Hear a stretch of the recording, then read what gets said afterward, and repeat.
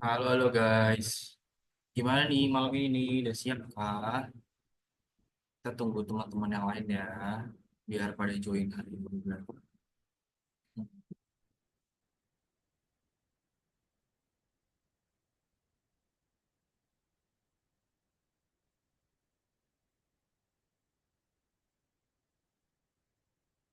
Tunggu kita dulu, guys. Biar banyak kan. BTW, suaraku jelas gak guys? Jelas bang. Oke, nice, nice.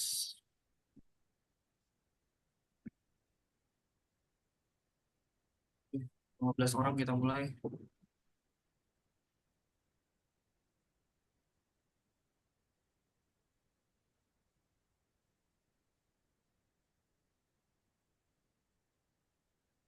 Kalau nggak sampai 15 orang, 20, 40 kita mulai ya guys.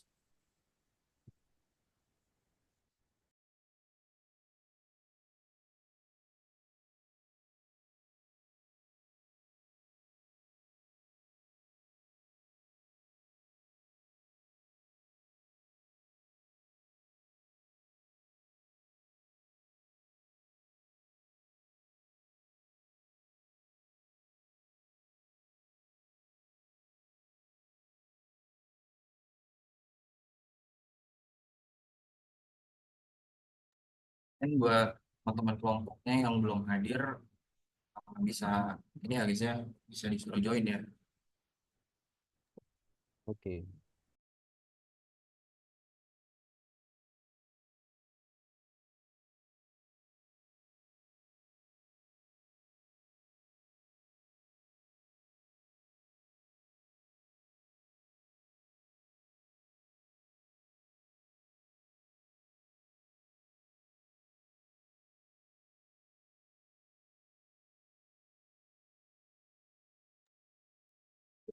Bisa segini.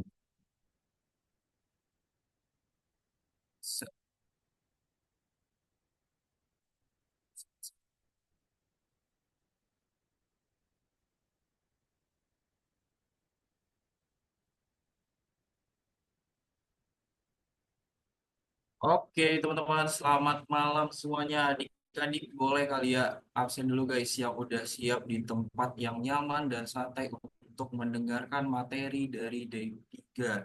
Ketik satu guys, yang udah siap guys. Ketik satu, ketik satu, ketik satu. Absen dulu, absen, absen. Ada Fajar, ada Fabio. Ada siapa ini? Oke, ada teman-teman yang lainnya. Ada Selma, ada Edinson Siombing. Oke, ada teman-teman PM lainnya. Oke, langsung aja guys kita mulai untuk materi D3 hari ini. Di mana D3 hari ini fokus pembahasan kita ada pada topik acceptance kriteria dan juga scope definition. Oke, sebelumnya teman-teman perkenalkan nama aku Muhammad Raihan, biasa dipanggil Raihan ataupun Raihan. Di GDGOC Universitas Gunadarma, aku menjadi seorang Director of Product Management. Ini juga ada Instagram dan juga LinkedIn, mungkin bisa connect ya teman-teman. Topik discussion untuk hari ini teman-teman, kita akan ngebahas mengenai scope definition and product prioritization dan juga acceptance criteria. Sebetulnya dari materi ini mengenai product prioritization ataupun acceptance criteria yang sebelumnya udah pernah join weekly product management yang dulu pernah aku apa ya tutor juga, materi kurang lebih juga udah pernah disampaikan, tapi di hari ini akan lebih detail ataupun lebih fokus ke arah acceptance kriterianya teman-teman. Langsung aja mungkin kita ke pembahasan yang pertama. Tapi sebelum itu nih guys, aku pengen kalian di kelas hari ini menjadi menti yang aktif untuk menjawab pertanyaan-pertanyaanku, karena balik lagi ya guys, menjadi seorang PM itu kita harus pandai berbicara, pandai berkomunikasi, harus berani juga. Jadi aku pengen banget oleh aku bertanya tentang suatu hal ke kalian, kalian mau bersedia untuk menjawab. Dan kalau misalnya nih, di pertengahan aku ada kendala sinyal, nge-lag atau lain-lain, kalian langsung onik aja, Kak, nge-lag Kak, gitu, bilangin buat apa, kasih tahu ke aku kalau sebetulnya lagi habis ya. Eh, buat hari ini, materi hari ini nggak terlalu yang berat-berat banget teman-teman.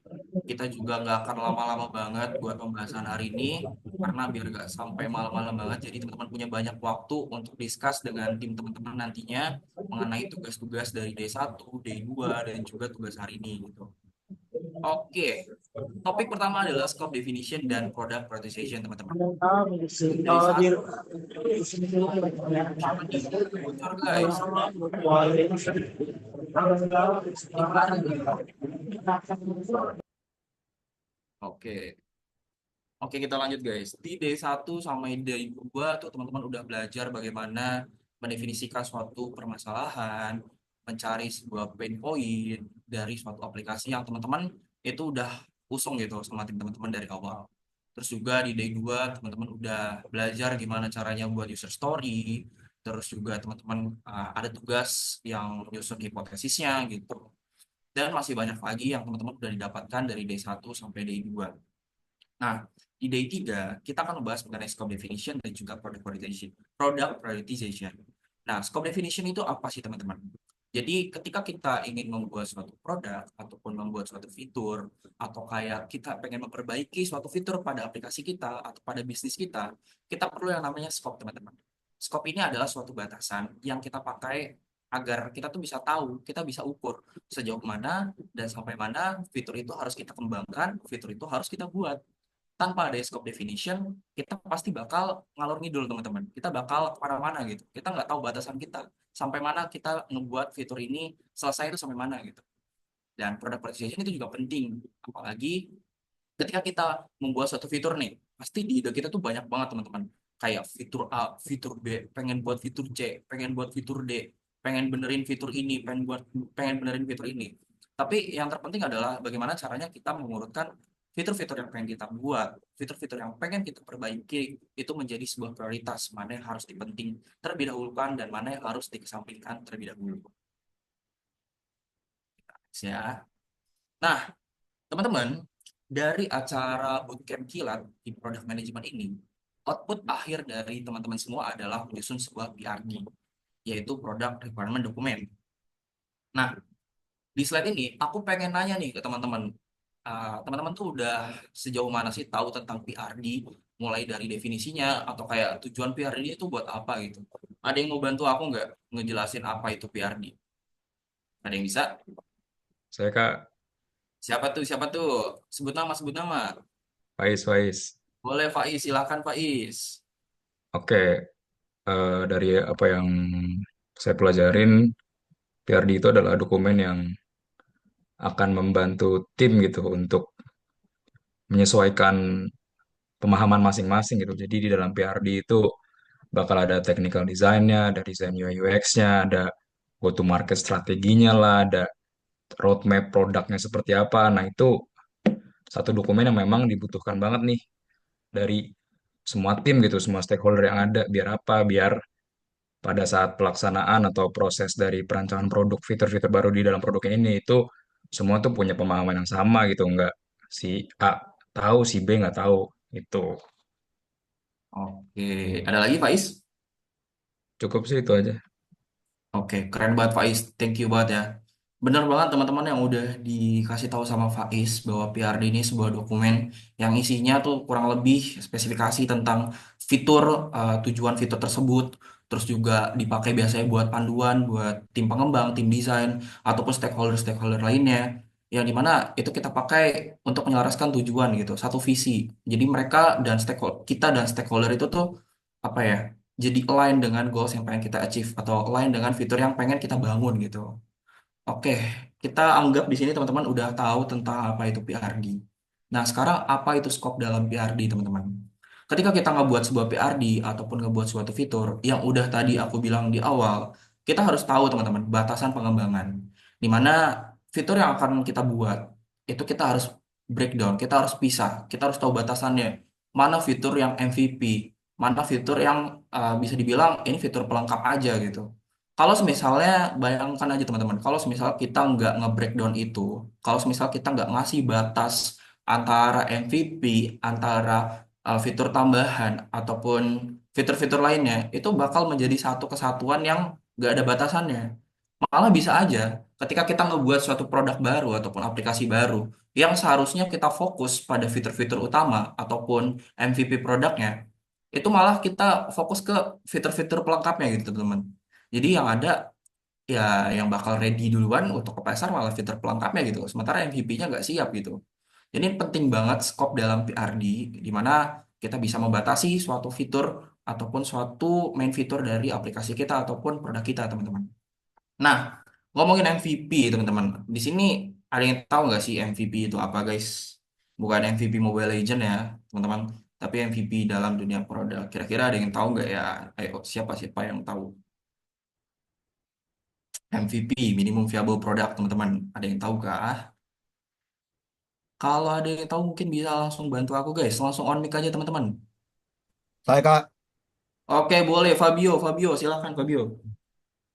dari yang sudah saya baca-baca, MVP adalah versi awal produk yang layak jual ke pasar, atau bisa dibilang produk yang dikembangkan dengan fitur-fitur dasar untuk menarik perhatian pengguna. Oke, thank you Fabio, udah keren banget jawabannya. Itu tadi kata kuncinya adalah fitur-fitur dasar teman-teman.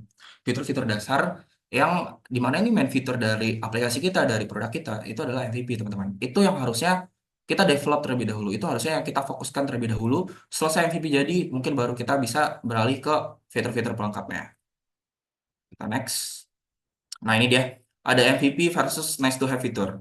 Yang tadi udah dikasih tahu sama Fabio ya teman-teman, udah benar.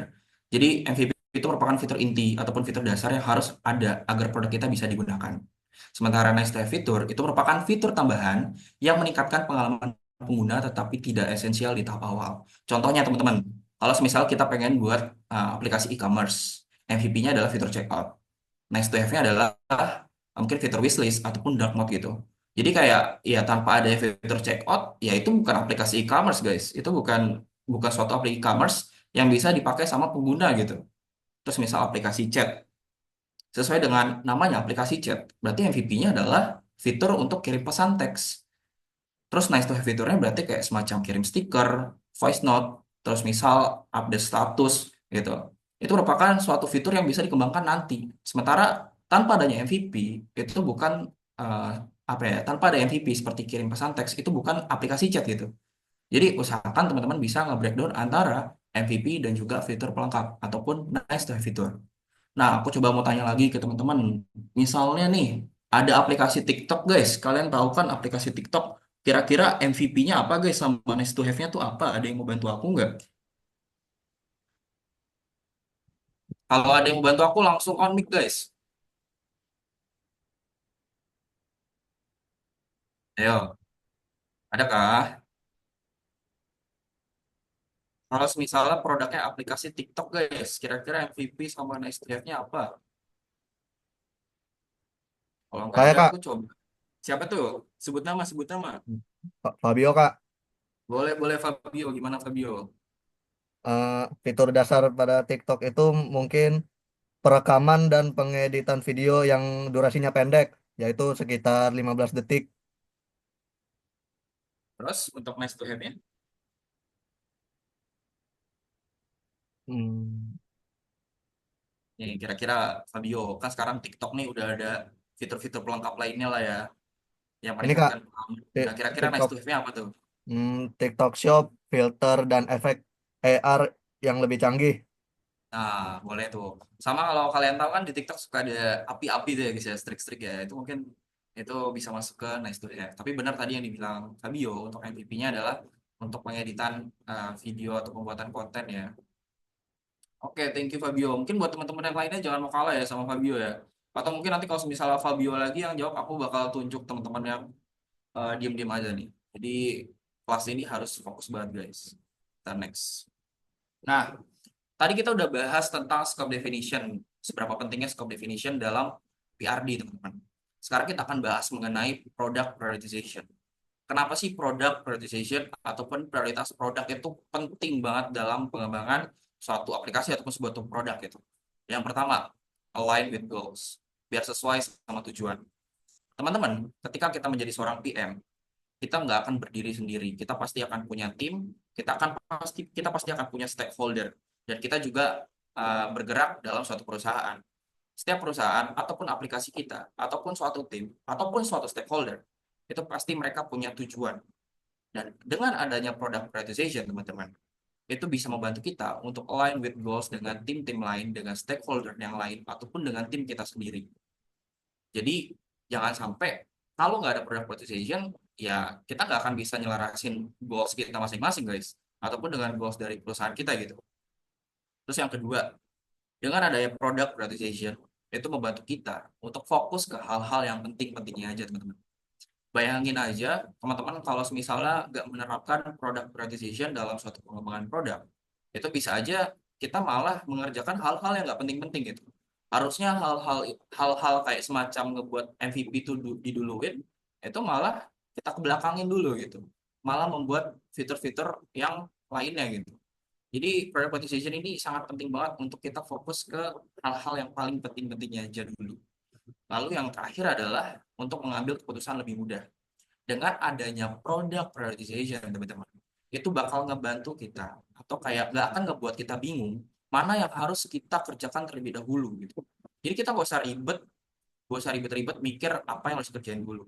Kalau misal kita udah netapin fitur A, fitur B itu jadi prioritas nomor 1 sama nomor 2, berarti kita gak usah ribet-ribet ngambil keputusan buat ngerjain yang mana dulu gitu. Kita udah bisa netapin bahwa fitur A dulu deh yang kita kerjain, fitur A dulu deh yang kita kelarin gitu. Jadi product prioritization itu merupakan salah satu unsur yang penting dalam suatu pengembangan produk, teman-teman.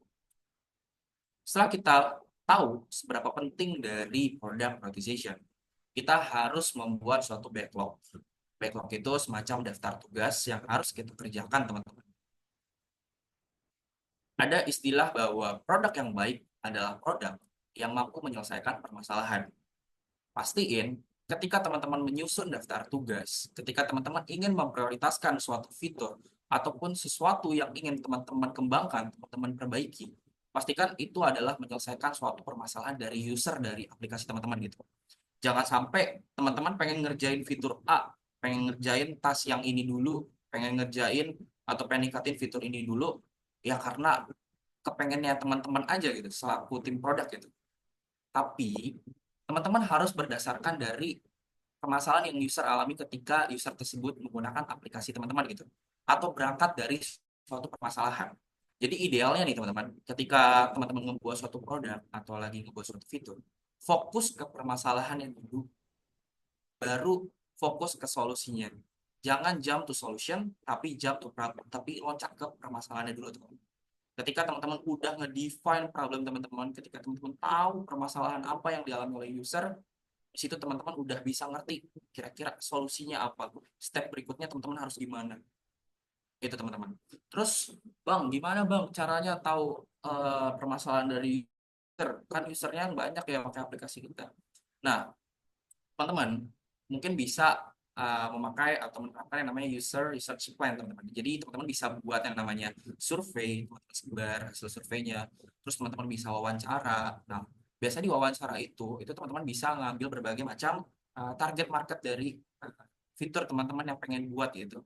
Jadi setiap sampel dari setiap target yang teman-teman targetkan buat fitur teman-teman itu keambil semua gitu pendapat mereka. Jadi teman-teman bisa wawancara mereka. Atau teman-teman misalnya bekerja di suatu perusahaan yang aplikasinya itu udah ada di Play Store. Teman-teman bisa lihat review-review di Play Store itu gimana. Di bintang satunya keluh kesah dari user dari aplikasi itu gimana.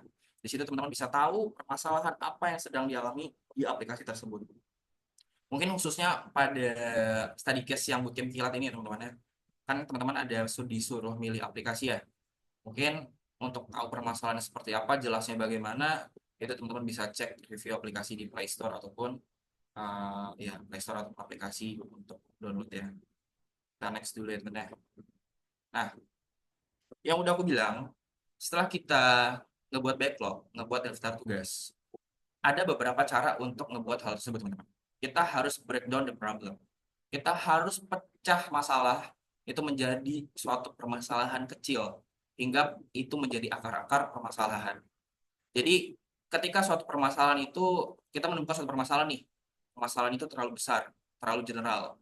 Kita harus pecah menjadi beberapa section, kita turunkan dia menjadi suatu beberapa ini, teman-teman kan ada cabang-cabangnya, sampai dia ada di akar permasalahannya. Jadi kita harus breakdown masalah tersebut sampai akar permasalahan tersebut kita temukan. Setelah kita menemukan akar permasalahan tersebut, kita langsung bisa tahu nih kira-kira solusinya apa dari akar permasalahan itu. Nah, setelah kita udah mentranslate akar permasalahan itu ke dalam solusi, teman-teman. Mungkin di day 2 Kak Tama sempat sedikit mention terkait epic. Ya, kalau teman-teman sadar, waktu Kak Tama ngejelasin di bagian-bagian akhir itu ada epic itu di decknya Kak Tama. Kira-kira teman-teman, apa sih itu epic? Ada yang mau bantu aku nggak untuk menjawab apa itu epic? Ada yang bisa? Selain Faiz guys, selain Faiz sama Fabio. Ayo, ayo, yang perempuannya. Adakah? Ini Kak, saya mau coba jawab. Oh yaudah, boleh Rey, gimana Rey? Oke. Kalau dari yang saya ingat ya, epic tuh kayak dari masalah-masalah yang besarnya itu, jadi nanti bakal dipecah gitu buat jadi user storiesnya gitu. Jadi nanti dipecah lagi kenapa masalahnya, terus apa yang dialami user gitu, gitu paling. Oke, berarti intinya epic itu merupakan suatu hal yang besar guys, suatu hal yang besar, suatu fitur besar, sesuatu tujuan yang besar gitu. Nah, di dalam epic biasanya itu kita bisa pecah menjadi tugas-tugas kecil. Nah, tugas-tugas kecil ini adalah yang namanya user story. Seperti yang dibilang Ray tadi. Thank you Ray. Nah, ini dia guys, arti dari epic. Bukan epic ranked Mobile Legends ya teman-teman. Tapi epic ini merupakan suatu hal yang besar, fitur besar, di mana di dalam epic itu adalah ada tugas-tugas kecil untuk bisa mencapai hal tersebut gitu. Nah, tugas-tugas kecil ini itu namanya user story teman-teman. Mungkin teman-teman udah belajar kemarin tentang user story, formatnya bagaimana, ngebuatnya gimana, terus kayak apa saja yang nggak boleh di dalam user story gitu ya. Ini ada contoh, misalnya Epic-nya adalah implementasi user authentication system. Berarti di sini user story-nya seperti as a user, I want to sign up with my email so that I can create an account. Di sini ada format as a, terus ada I want, ada so that. Mana itu merupakan suatu format template banget dari user story, teman-teman. Nah, karena kemarin teman-teman udah belajar tentang user story, ini aku ada sedikit review ya tentang materi user story yang udah kemarin dijelasin sama Kak Tama, di mana asal ini kayak menjelaskan sebagai siapa sih POV-nya gitu. Misalnya POV sebagai user gitu. Sebagai pengguna baru, Taiwan berarti kayak menjelaskan apa yang ingin kita lakukan, apa yang ingin user capai, apa yang pengen user mau gitu. Saya misal sebagai pengguna baru, saya ingin memfilter hasil pencarian. Terus so that itu semacam benefit ataupun manfaat yang didapatkan dari si user tersebut gitu. Di sini ada contohnya sehingga saya dapat mempersonalisasi pengalaman saya. Mungkin agak nggak make sense ya guys ya, contoh antara Taiwan sama Sodet-nya, tapi oke lah, contohnya seperti itu. Nah, setelah teman-teman tadi kan ada stepnya ya, ngebuat epic dulu, habis epic, ngebuat user story dulu, terus user story-nya udah dapet, teman-teman bisa breakdown ke dalam acceptance kriteria. Nah, apa sih acceptance kriteria, teman-teman? Udah ada yang pernah dengar gak sih dengan kata-kata acceptance kriteria? Ayo, ayo, ada yang tahu, ada yang tahu? Yang ceweknya dong, guys. Ayo, Selma, Selma, Natasha, siapa lagi nih? Octavia. Ayo, gimana, guys? Kalau misalnya belum pernah dengar, guys, belum kah? Belum kah? Ica, Ica, ayo, Ica. Apa nih? Belum kah, Natasha? Oke, teman-teman yang cowok gimana, guys? Udah ada yang pernah tahu kah tentang acceptance kriteria? Pernah dengar sih kalau saya Kak. Oke, siapa tuh sebut nama dulu guys? Sebut nama dulu. Reza. Oke, boleh Reza. Gimana Reza? Ya. Kalau dari namanya acceptance kriteria itu menunjukkan kriteria di ya itu jadi ada suatu set kriteria yang sudah ditentukan di mana produk atau fitur itu harus di harus ya checklist harus dipenuhi gitu baru bisa dianggap sudah berhasil dianya. Ini jadi dia sebagai guideline buat ini tim development. Jadi mereka tahu apa goal yang mereka perlu ini raih. Oke, mantap Reza. Benar ya guys ya apa yang dibilang Reza tentang definisi dari acceptance kriteria. Jadi intinya acceptance kriteria itu merupakan kumpulan kondisi atau persyaratan yang harus dipenuhi agar fitur itu kita anggap selesai ketika kita ingin mendevelop hal tersebut gitu. Nah, teman-teman, ini merupakan salah satu hal yang penting. Ketika teman-teman ngebuat suatu produk, ketika teman-teman pengen meningkatkan produk tersebut, pengen upgrade produk tersebut, pengen tingkatin fiturnya, teman-teman harus punya yang namanya kriteria. Di mana kriteria ini merupakan syarat kalau misalnya produk itu udah selesai. Selesai apa? Selesai misalnya selesai kita buat, selesai udah kita perbaiki, selesai udah kita upgrade. Kalau misalnya dia belum memenuhi kriteria yang udah kita buat, berarti itu belum selesai namanya. Makanya penting banget guys ketika kita mendefinisikan acceptance kriteria itu menjadi suatu hal yang detail. Kalau misalnya gampang ya guys, acceptance kriteria ini seperti ini ya kalau aku bisa buat ya. Semisalnya aku pengen jadi striker atau penyerang timnas Indonesia. Apa aja acceptance kriterianya? Acceptance kriterianya misal aku harus punya postur yang tinggi biar bisa heading. Aku harus punya shooting yang kencang biar bisa cetak gol ke gawang. Terus misal apalagi aku harus punya positioning yang bagus biar bisa buka ruang kosong gitu. Itu merupakan salah satu kriteria-kriteria yang bisa mengantarkan aku menjadi striker untuk timnas Indonesia gitu. Itu gampangnya kayak gitu guys. Sekarang kita lihat bagaimana dalam penerapan pengembangan produk. Nah, sebelum itu, kenapa sih acceptance kriteria itu penting? Yang udah pernah aku bilang di awal, selain ngebantu kita untuk mengetahui kapan fitur ini down, kapan fitur ini selesai, selain itu juga ngebantu kita banget untuk menghindari yang namanya ambigu dalam sebuah pengembangan. Ambigu itu yang dimaksud kayak, aduh, kapan sih ini produk eh, selesai, kapan sih produk ini udah benar belum ya, gitu. Itu membantu kita untuk menghindari hal tersebut. Terus membantu kita juga atau ngebantu stakeholder kita, tim quality assurance untuk melakukan pengujian yang lebih akurat gitu. Karena ya kita udah buat kriteria-kriterianya gitu, kriteria-kriteria kapan fitur ini dianggap selesai.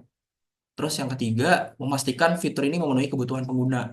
Pastinya teman-teman yang udah tadi aku bilang dari awal, acceptance kriteria itu kan dibuat berdasarkan user story. Sementara user story itu dibuat berdasarkan point of view dari pengguna. Makanya penting banget acceptance kriteria ini kita buat untuk mastiin fitur ini memenuhi kebutuhan dari si pengguna kita. Dan yang terakhir adalah membantu tim memahami ekspektasi sebelum mulai pengembangan.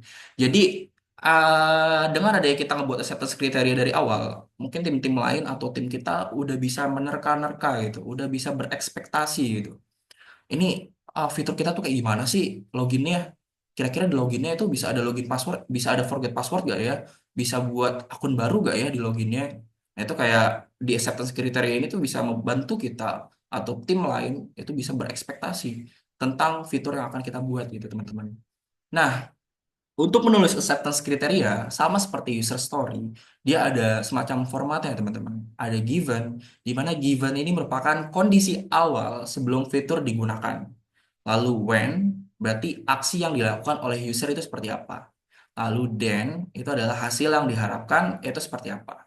Biar lebih jelasnya lagi, kita langsung ke contohnya guys. Ini ya, ini adalah beberapa tujuan juga dari acceptance kriteria yang tadi udah sempat mention juga di awal. Dengan ada acceptance kriteria ini juga membantu kita untuk memberikan pemahaman antar tim ataupun stakeholder lainnya kapan sebuah fitur dianggap selesai. Testability, di mana ini membantu kita untuk memastikan bahwa fitur bisa diuji dan hasilnya dapat diverifikasi.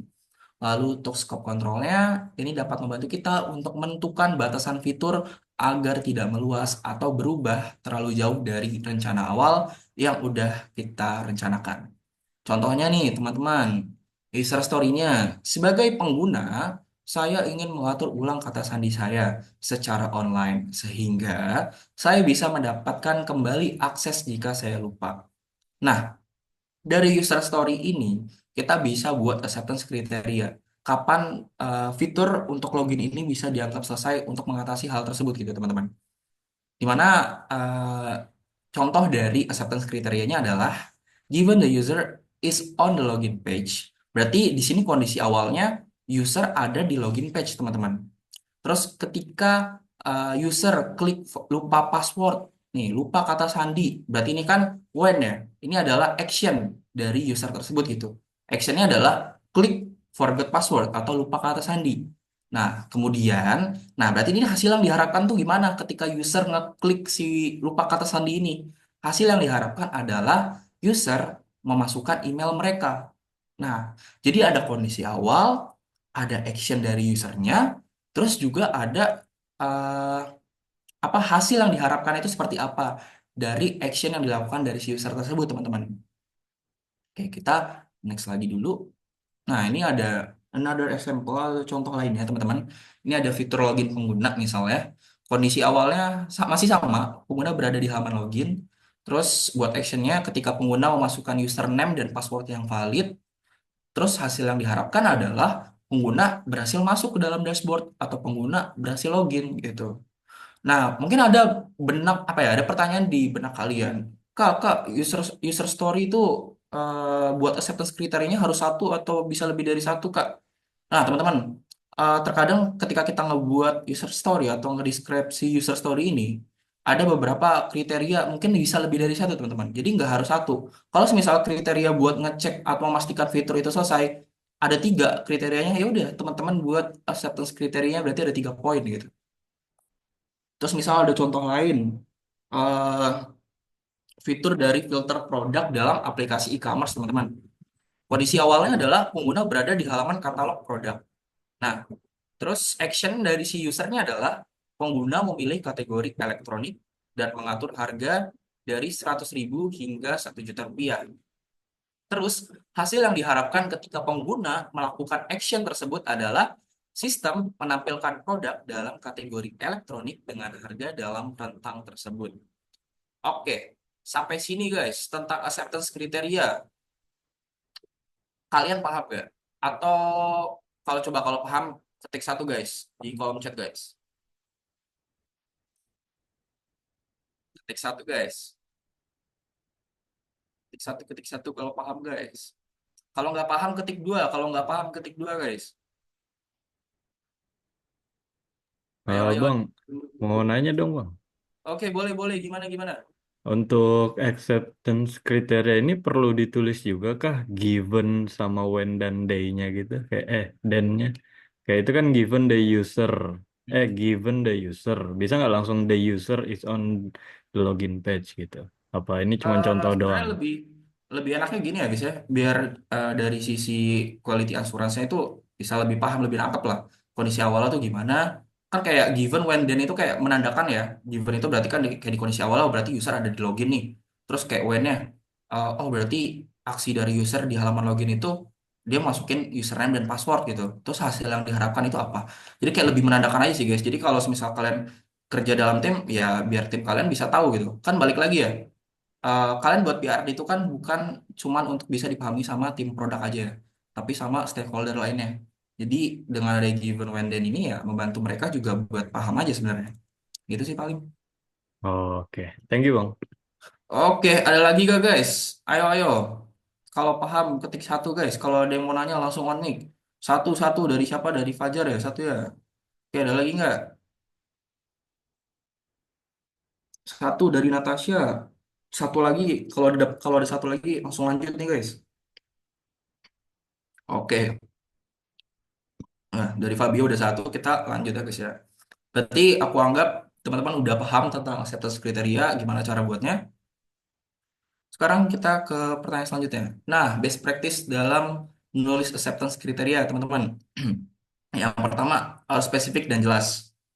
Dalam membuat acceptance kriteria, teman-teman harus hindari deskripsi atau kata-kata yang ambigu. Jadi kayak banyak, mungkin ketika teman-teman udah ngebuat acceptance kriterianya, Misal teman-teman posisinya adalah sebagai tim pengembang atau tim desain gitu, terus ngeliat nih, ngebaca acceptance criteria teman-teman gitu yang udah buat, kayak masih ambigu gitu, masih belum jelas, masih belum spesifik. Nah, teman-teman harus menghindari hal tersebut gitu. Yang kedua, pastiin teman-teman ngebuat acceptance kriteria itu bisa diukur, bisa diuji. Nah, apalagi ini bisa ngebantu buat teman-teman quality assurance, ya, untuk QA. Terus yang ketiga, menggunakan bahasa yang dimengerti semua pihak. Jangan sampai teman-teman ketika ngebuat acceptance kriteria, atau gini deh, jangan sampai teman-teman ngebuat dalam apapun yang ada di PRD itu bersifat teknikal, bersifat yang cuma diketahui dari satu sisi aja, atau dari satu stakeholder aja. Pastikan teman-teman ngebuat suatu PRD ataupun suatu acceptance kriteria itu bahasanya nggak terlalu teknikal, teman-teman, tapi detail dan bisa dipahami sama tim-tim ataupun stakeholder lainnya. Lalu yang nomor 4 adalah berorientasi pada pengguna, di mana fokus pada bagaimana fitur digunakan oleh end user. Yang kelima, menjaga konsistensi format. Jangan sampai teman-teman ngebuat format yang awalnya pakai given when then, tiba-tiba bawahnya nggak ada gitu. Jadi usahakan formatnya juga jelas gitu, seragam. Terus yang terakhir, memastikan keterlibatan stakeholder. Nah, teman-teman pasti juga ketika membuat acceptance kriteria ini juga dapat validasi dari stakeholder terkait gitu. Misalnya acceptance kriteria ini ada keterkaitan sama tim pengembang, sama tim developernya. Ya teman-teman harus pastiin juga acceptance kriteria ini dapat validasi dari mereka gitu. Terus misal acceptance kriteria ini ada hubungannya sama tim desain, pastiin juga acceptance kriteria itu dapat validasi kalau itu benar gitu. Oke, kita next. Setelah kita buat acceptance kriteria nih teman-teman, kita masuk lagi nih, kita udah bisa ngeprioritasin nih, mana yang harus kita buat terlebih dahulu. Pakai metode apa, pakai metode apa, caranya gimana gitu. Di sini untuk ngeprioritasin sesuatu atau ngeprioritasin sesuatu backlog ataupun daftar tugas, di sini aku bagi menjadi dua, ada new product dan juga ada mature product.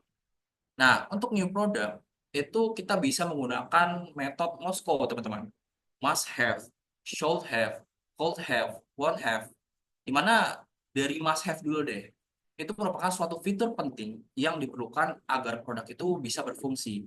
Ya, kayak fitur penting-pentingnya dulu lah. Jadi kayak yang benar-benar harus kita punya. Tanpa fitur itu aplikasi kita nggak bisa jalan, nggak bisa dipakai user. Itu must have. Should have. Fitur yang sangat penting tetapi bukan prioritas utama. Berarti ibaratnya itu di kasta keduanya setelah must have.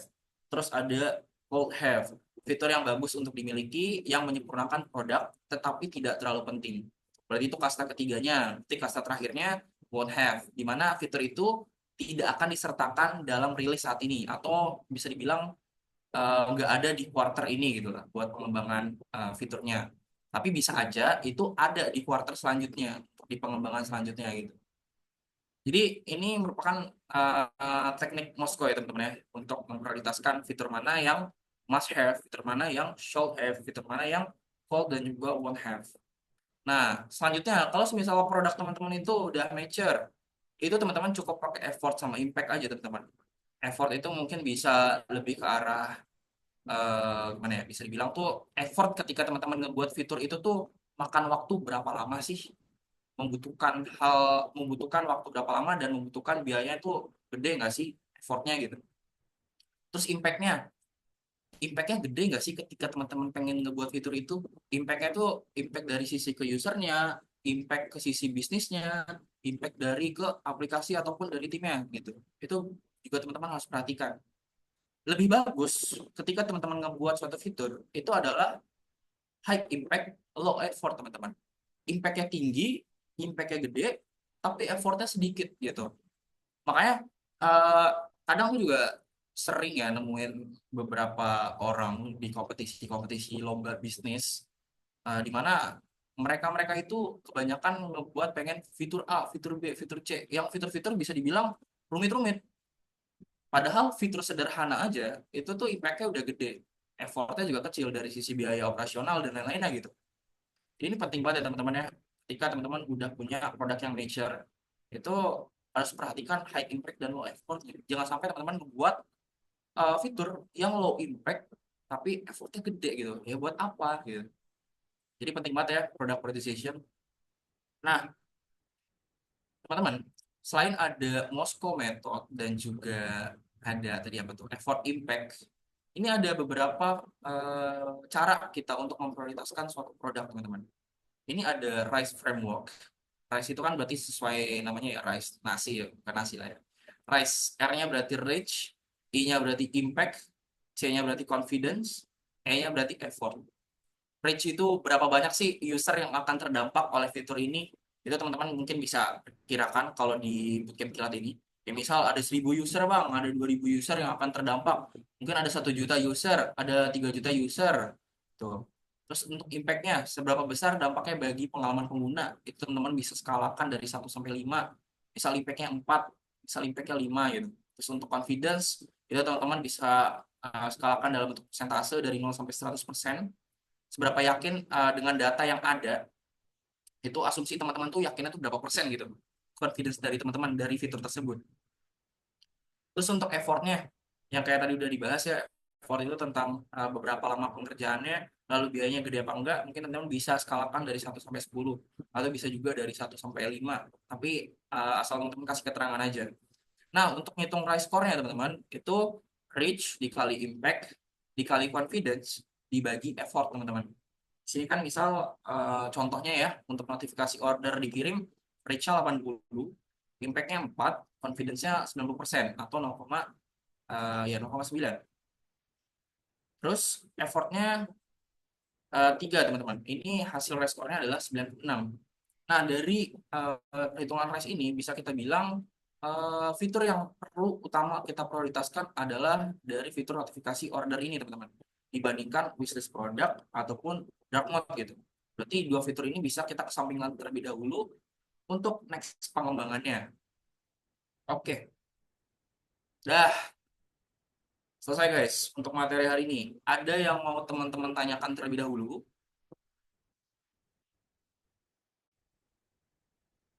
Oke guys, dari acceptance criteria, product prioritization, apakah ada yang teman-teman ingin tanyakan? Sebelum kita lanjut mengenai briefing tugas hari ini nih guys. Coba Hebat saya ya. mau nanya, Berarti oke, siapa namanya? Siapa namanya?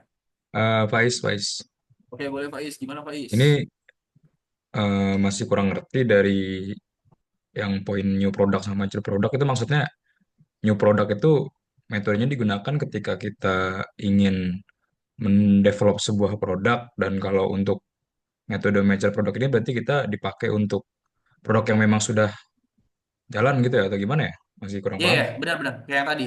Kayak misal new product tuh bisa aja, new product itu berarti kayak produk baru, produk baru, atau fitur baru, ya, fitur baru. Terus kayak mature product berarti kayak produk yang udah jalan, atau fitur yang udah jalan gitu.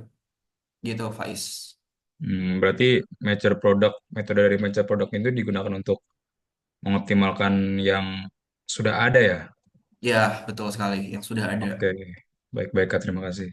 Oke, Faiz. Gimana guys dari kalian yang lain?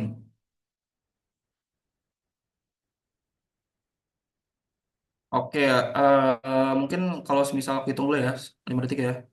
Oh, 5. ada gak? Oke, Rai. Boleh, Rai. Gimana, Rai? Nah, ini yang untuk Rise Framework nih. Hmm. Ini kan kayak ada confidence terus effortnya. Nah, itu kita sendiri yang nentuin atau kita tuh coba komunikasi ke ininya dulu, ke orang lain dulu, ke mana ya? Ah, Kayak oke. developernya gitu. Atau Oke, gimana? oke, Faiz. Good, good, good. Kalau confidence, teman-teman, mungkin bisa teman-teman diskusikan ke tim internal produk teman-teman ya. Kayak seberapa yakin sih kira-kira nih fitur ini kita buat gitu, berdasarkan data yang ada gitu. Nah, kalau di bootcamp kilat ini kan reach, impact, effort, ini kan kalian memperkirakan aja ya, mengasumsikan aja ya. Tapi pada prakteknya kayak reach-nya, jangkauannya tuh mungkin kayak berapa pengguna, impact-nya gimana, effort-nya gimana. Itu pasti dari data yang udah teman-teman kumpulkan di awal, yang udah ada di bagian user research plan itu. Teman-teman pasti udah tahu di situ reach tuh kira-kira gimana nih kalau mau buat fitur ini gitu. Terus impact-nya seberapa besar gitu. Nah, buat effortnya itu pasti teman-teman harus kondisikan atau komunikasikan juga ke stakeholder lainnya gitu. Tapi dalam bootcamp kilat ini untuk study case-nya itu teman-teman bisa memperkirakan terlebih dahulu asal masuk akal guys. Begitu. Gimana, Ray? Oke, oke, jelas, jelas. Kasih, Kak. Oke, Ri, thank you. Gimana guys yang lain? Aku hitung 5 detik lagi ya. Kalau nggak ada, aku mau nanya ke kalian nih. Saya mau nanya lagi Kak. Oke, boleh Faiz. Gimana Faiz? Ini udah lewat sih, cuman pengen make sure aja ya untuk Hmm, bagian impact assessment criteria itu kan ada kualitatif matrix sama hmm. kuantitatif kan. Nah, untuk kuantitatif matrix sendiri kan terdiri dari baseline sama target. Nah, kalau misal kan fitur yang pengen kita develop ini kan belum ada ya di aplikasinya. Ya, Berarti data untuk baseline-nya sendiri itu belum ada kan. Nah, itu kita bisa pakai dummy data atau cuman dari bisa. laporan industri aja ya. Kayak misal nih, Hmm. saya mau Kalau develop misalnya, fitur. oke guys, semisal laporan industri nggak ada, teman-teman bisa pakai dummy data guys. Asal Hmm. dummy data itu bisa masuk akal gitu loh, nggak yang melebih-lebihkan dan nggak yang mengurang-urangkan gitu. Intinya masuk akal guys. Kalau misalnya teman-teman mau pakai dummy data buat study case ini ya, buat bootcamp kilat ini, Tapi kalau pakai gitu Faiz. laporan industri itu bisa nggak ya? Soalnya kalau dari data Bisa, laporan industri itu masih agak general gitu. Kayak misal saya pengen nge-develop fitur A yang memang manfaatnya itu personalisasi. Tapi, nah itu baseline datanya itu kayak ya dengan kita mendevelop fitur ini ya kita bisa generate revenue sebesar berapa persen gitu. Itu bisa nggak ya? bisa kalau pakai laporan industri. Itu ada sumbernya nggak? Berarti ada sumbernya kan ya, Faiz? Ada sumbernya. Nah, itu bagus lagi berarti poin plus buat teman-teman kalau misalnya yang pakai datanya emang ada gitu. Berarti nanti di PRD-nya terterain aja sumbernya dari mana gitu. Atau mungkin nanti teman-teman pas pitching bisa juga mention ini sumbernya kita dapatkan dari laporan industri A, industri B gitu. Itu bagus malah. Jadi ada data real gitu sih, guys. Baik, baik. Terima kasih, Kak. Oke, gimana guys buat kalian yang lain?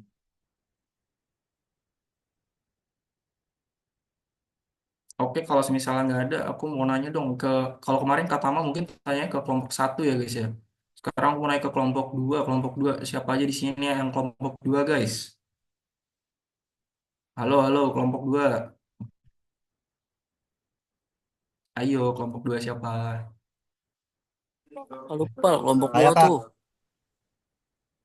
Ada siapa aja Kak Tama kelompok duanya?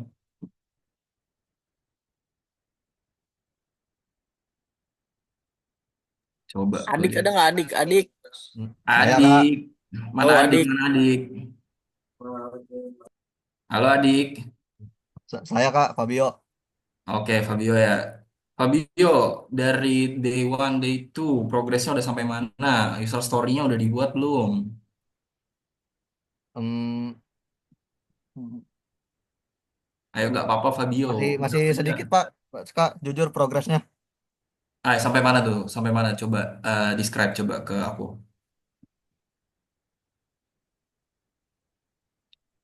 Mungkin bisa kasih tahu juga ya aplikasinya, aplikasi apa ya, Fabio?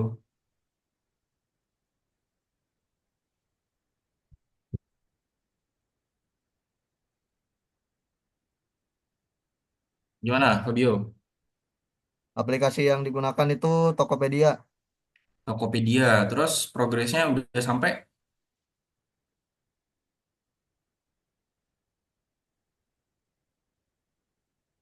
mana, Fabio? Nggak apa-apa, bilang aja masih sampai ini bang, masih sampai day one belum selesai gitu.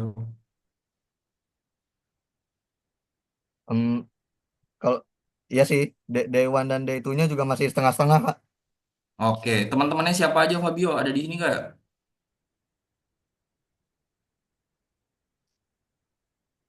Ayo, Fabio inget gak nama teman-temannya siapa? Sepertinya ada semua Kak. Oke, jadi buat teman-teman Fabio, nggak buat kelompok dua aja sebenarnya. Buat kelompok satu, dua, tiga, sampai empat. Ini kan kita bootcamp 4 hari ya guys ya. Terus finishingnya itu ada di tanggal 25. Teman-teman presentasi, pitching gitu ya. Nah, saranku sih setiap hari dari tugas day one, day two itu biar teman-teman nggak apa ya nggak mepet ngerjainnya atau teman-teman punya waktu gitu buat finishing nanti di tanggal 25-nya buat presentasi atau nyusun decknya. Saranku sih dari teman-teman cicil aja dari D1, D2 itu didiskus banget. Makanya mungkin hari ini nggak banyak-banyak banget dan nggak malam-malam banget waktunya biar teman-teman punya banyak waktu di breakout room buat nyelesain day one, day two, sama nyelesain tugas hari ini. Oke, nggak apa-apa Fabio dan semangat buat teman-teman lainnya ya. Aku langsung mulai aja briefing buat tugas hari ini guys. Jadi melanjutkan PRD ataupun template yang udah dikasih tahu lagi, yang udah dikasih sama Kak Tama di grup ya teman-teman. Ini ada atau teman-teman udah bisa akses PPT ku kok guys di PRD-nya. Nah, udah di sini ya. Ini ya. Ini yang udah dikasih Kak Tama, linknya ada di grup. Dan aku juga udah terterain link PPT-nya sama contoh user acceptance kriterianya. Nah, yang pertama, mungkin teman-teman udah nge-define problem teman-teman ya. Problem statement-nya udah, user story-nya apalagi mungkin udah juga, karena itu udah di day itu ya. Nah, di situ teman-teman udah bisa nge-prioritizin pakai salah satu aja, mau pakai Moscow Method atau REST Framework gitu. Di situ teman-teman bisa tarik kesimpulan fitur mana yang pengen dibuat terlebih dahulu.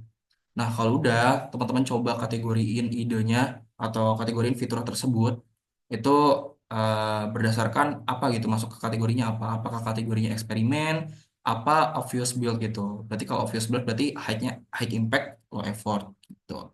Terus untuk estimasi impactnya, ya mungkin teman-teman bisa estimasiin impactnya itu pakai skala dari skala 1 sampai 5 itu berapa dari fitur tersebut. Terus effortnya juga sama, skalanya bisa dari 1 sampai 5, terus 1 sampai 10 juga bisa. Terus untuk acceptance kriterianya, ini aku juga udah buat contohnya, teman-teman bisa akses. Karena mungkin teman-teman bingung ya. Ini juga aku udah kasih contoh tentang Moscow Method, kayak gimana, ini ada banyak di sini, teman-teman bisa baca lagi. Sama ada contoh acceptance kriteria. Nah, yang kayak tadi aku jelasin waktu materi, acceptance kriteria itu berdasarkan dari user story yang teman-teman udah buat. Jadi pastiin di day 2 dikelarin dulu guys user story-nya, baru teman-teman ngerjain yang day 3. Nah, ini kayak misal ya, aku kan udah buat user story-nya nih. US1, US2 itu kode ID-nya aja. US1 berarti kode kode ID user story 1. Terus acceptance kriterianya teman-teman masukin aja formatnya nih. Misal dari US1, AC1, AC underscore 1.1 ini cuman ID-nya aja guys. Terus given, when-nya apa, then-nya apa. Yang kayak aku bilang, user story itu acceptance kriterianya bisa banyak teman-teman. Jadi bisa satu, bisa dua, bisa tiga gitu.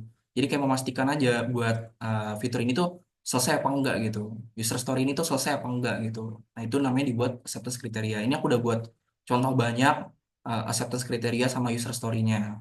Teman-teman bisa baca atau teman-teman bisa tanya dulu deh mungkin buat tugasnya guys yang day 3 biar nggak miskom ya guys. Kak, itu framework price itu masuknya ke ini ya, ya, mature product ya? Ya bisa ke mature, bisa ke new fitur juga bisa, karena kan dia ngitung ya jangkauan fitur ini baru tuh segimana sih gitu.